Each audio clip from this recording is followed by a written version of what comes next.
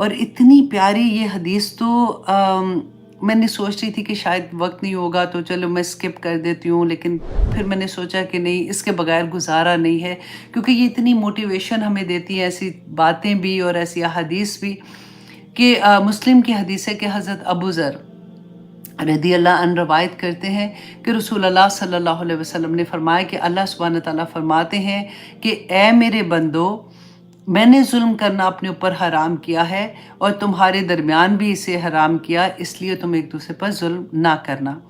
اے میرے بندو، تم سب کے سب گمراہ ہو سوائے اس کے جسے میں ہدایت دے دوں، اور اس لیے مجھ سے ہدایت مانگو، مجھ سے ہدایت مانگو، میں تمہیں ہدایت نصیب کروں گا۔ اے میرے بندو، تم سب کے سب بھوکے ہو سوائے اس کے جس کو میں عطا کر دوں، جس کی میں بھوک ختم کر دوں، سو مجھ سے مانگو، میں تمہیں عطا کروں گا۔ اے میرے بندو، تم سب کے سب ننگے ہو سوائے اس کے جس کو میں لباس پہنا دوں، سو مجھ سے مانگو، میں تمہیں عطا کروں گا۔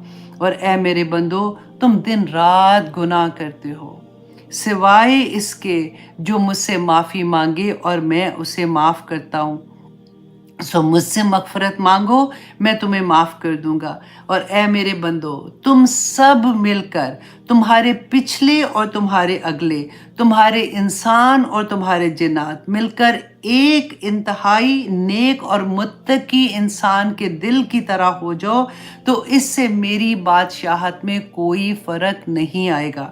اور اگر ایک فاجر کے دل کی طرح بھی ہو جاؤ گے تب بھی میری بادشاہت میں کوئی فرق نہیں آئے گا۔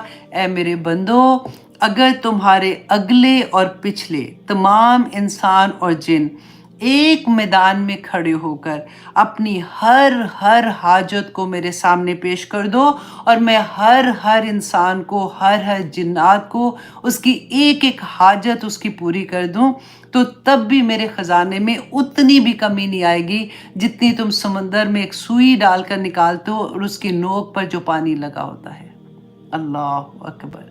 تو اللہ سبحانہ تعالیٰ سے اس کی شان کے مطابق مانگو، مت یہ سوچا کرو کہ اللہ سبحانہ تعالیٰ کیا سوچیں گے، میں تو مانگتی رہتی ہوں، اب میں کیا کروں، یہ وہ۔ مانگے اللہ سبحانہ تعالیٰ سے۔ اللہ سبحانہ تعالیٰ کو بہت اچھا لگتا ہے وہ بندہ جو اللہ کے سامنے گڑ گڑاتا ہے، جو مانگتا ہے اسے۔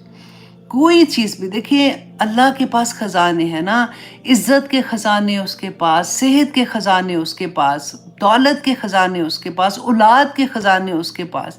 گھر میں لڑائی ہے میاں بیوی کی نہیں بن رہی ہے، محبت کے خزانے بھی اس کے پاس۔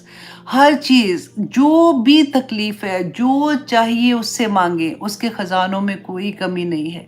وہ عطا کرنے والے، وہ کن کہہ دینا تو فیکون ہو جائے گا۔